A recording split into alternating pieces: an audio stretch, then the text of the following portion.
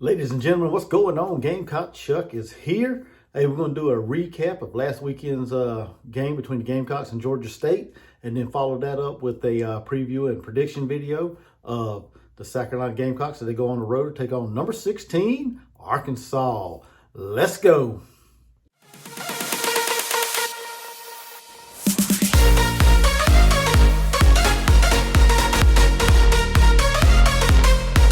What's going on, everybody? Like I said in the preview, we're going to do a little small recap of last weekend's matchup when South Carolina took down Georgia State 35-14. Then we're going to roll into a preview and prediction video of this weekend's matchup when number 16 Arkansas hosts South Carolina in Fayetteville, 12 noon Eastern Time, 11 Central.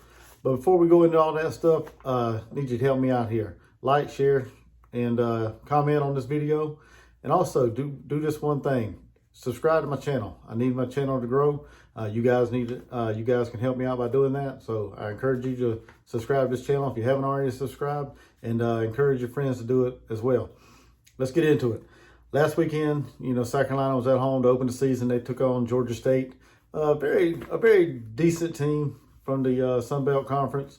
This team that's been known to give SEC schools fits. They knocked out Tennessee in 2019, and then they gave, like I said in the video, or preview and prediction video, they gave Auburn all they can handle last year in Jordan Hare. So, when they come to town, the South Carolina Gamecocks knew they were going to get their best shot from Georgia State, and they did for the most part.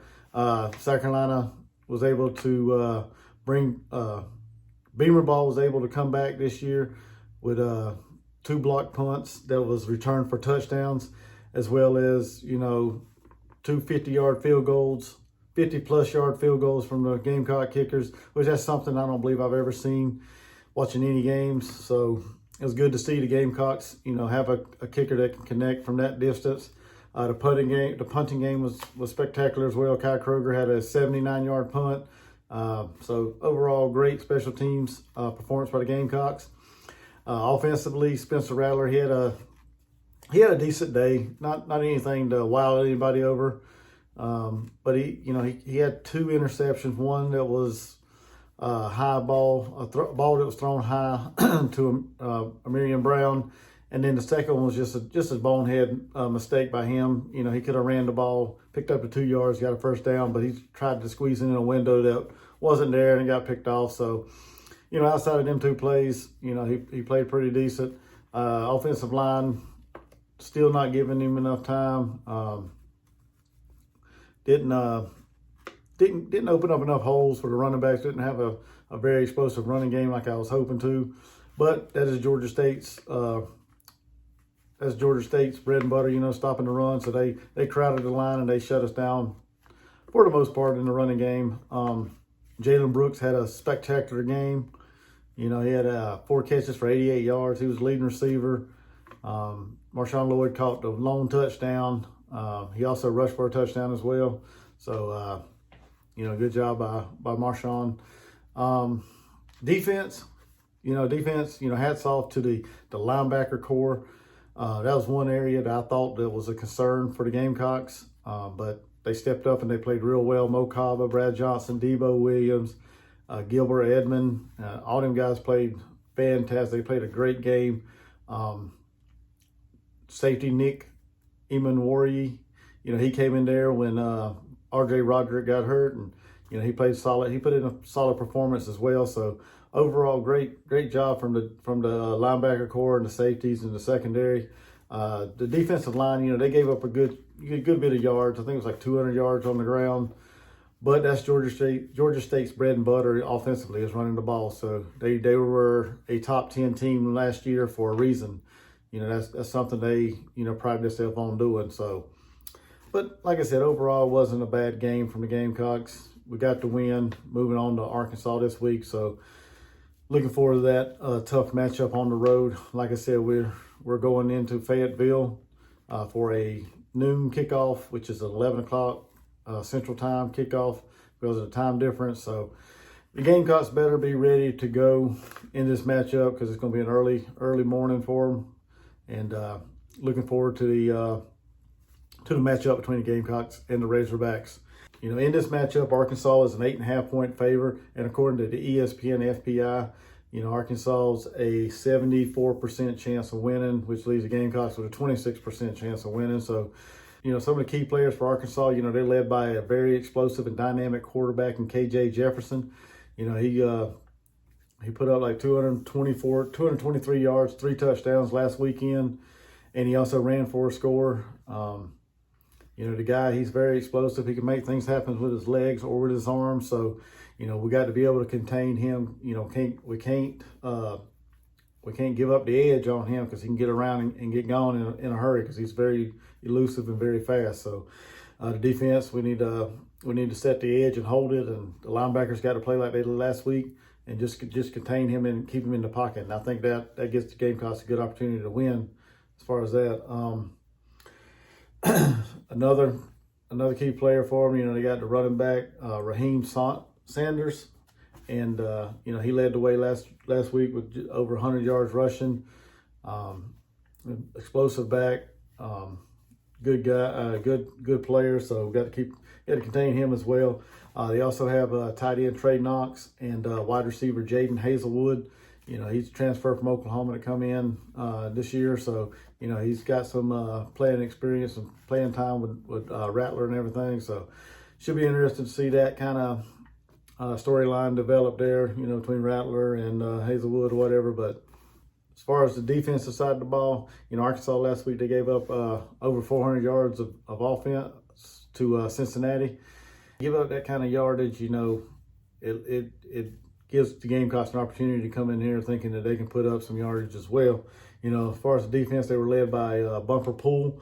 He's a senior, 13 tackles last week against Cincinnati. So very good player, very hard hitter. So like I said, they gave up a little over 400 yards, 400 yards of offense to Cincinnati. So to me, that gives the Gamecocks an opportunity. I think that gives the Gamecocks an opportunity to come in there and see if we can pull out a win there.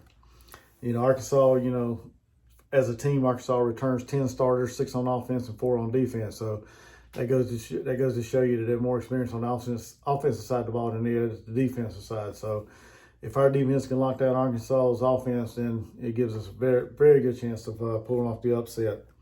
A key stat that stuck out to me last week was Arkansas was 50% on the third down conversion, 8 of 16. So the defense, you know, South Carolina's defense has got to be ready. You know, we can't be giving up, you know, 50% of third down conversions to Arkansas. It's going to be a long day for the Gamecocks. So now when we look at the Gamecocks, as far as, you know, some of their key players, you know, to me, what sticks out the most in this game is going to be whether or not the offensive line can create some holes for Christian Bill Smith, Marshawn Lloyd, Juju McDowell, them guys.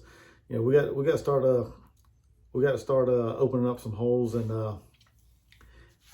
getting some good runs out of these backs. You know, we can't be just getting to the line and just, you know, getting 2 or 3 yards a pop. We got to start breaking off some big runs, and it all starts with the big guys up front. You know, they got to be able to open up the holes for the running backs to get through, and also the running backs have got to be able to, you know, use their vision to see the hole and get through it, you know, quick. Spencer Rattler, he needs to turn in a better performance than he did last week, in my opinion. You know, he's got to step back in that pocket, and hopefully if the line can open him or get him a clean pocket, he'll be able to pick the defense apart. Because from what I heard or what I read, and some people say that, you know, Arkansas secondary is a little suspect. So we shall see. Like I said, I didn't watch it, so I'm not 100% sure. I'm just going by what I heard. But Josh Vann, he needs to get on track, and hopefully Jalen Brooks can have a repeat performance of last week. Get Amarian Brown, all them guys, Jaheim Bell, get them involved in the passing game as well, and Stogner, and let's see if we can get we can have an explosive day from the wide receiver and tight end room. Now we'll go to the defensive side of the ball. Like I said, the linebacker core, they did awesome last weekend against Georgia State. If they can turn in another repeat performance, I think the Gamecocks have a great opportunity to win this game. You know, the linebackers need to fill the gaps, and the defensive ends need to set the edge and, keep everything contained. If not, like I said, KJ Jefferson's going to have a big day. The running back, Sanders, he's going to have a big day as well. So we need the defensive line and the linebackers to step up and just contain them. You know what I'm saying? Keep them at the line of scrimmage. Don't let them get no big chunk plays. Get out loose in the open, in the perimeter and stuff. So to me, that's the keys, for some of the key players and key groups for the Gamecocks. I ain't gonna really want to, specifically say one player. I'm just gonna go ahead and just name a group. So that's why I picked them groups as far as the offense and defense. But as far as this game goes, Arkansas, they ran a balanced attack last week, against Cincinnati, a Cincinnati team that's kind of rebuilding, since they lost their quarterback, Desmond Ridder. So they, had to get another quarterback and put him in there. And Arkansas just, they just, from what I could tell, some of the highlights I've seen, they kind of struggled a little bit against Cincinnati. So hopefully this week, they can, South Carolina can rattle them, and put in a good performance against them. But I'm looking for this game to be another good game, better than what I after last weekend's game against Georgia State, I thought was going to probably get killed this weekend against Arkansas, and it still could probably happen. Who knows? But after thinking about it, that's why this video's taking me a while to get it out, because I've been thinking about it. But I think that the Gamecocks have a legitimate shot of pulling off this upset. If we can get our ground game going, Spencer's going to have a good performance, and if our defense plays like they did last week, like I said, the linebacker and the D-line, I think we have a great opportunity to pull off this upset. So, looking at everything and just thinking about it, I think the game is going to be a close game. I think in the end, though, my prediction for this game, I think Arkansas will get the win. And as far as the score, it'll be like 31-27 in my opinion. So if you guys like this video, don't forget to hit that thumbs up button, comment, hit the notification, and most importantly, hit that subscribe button if you haven't already. And until next time, Gamecock Chuck, I'm out. Go Gamecocks.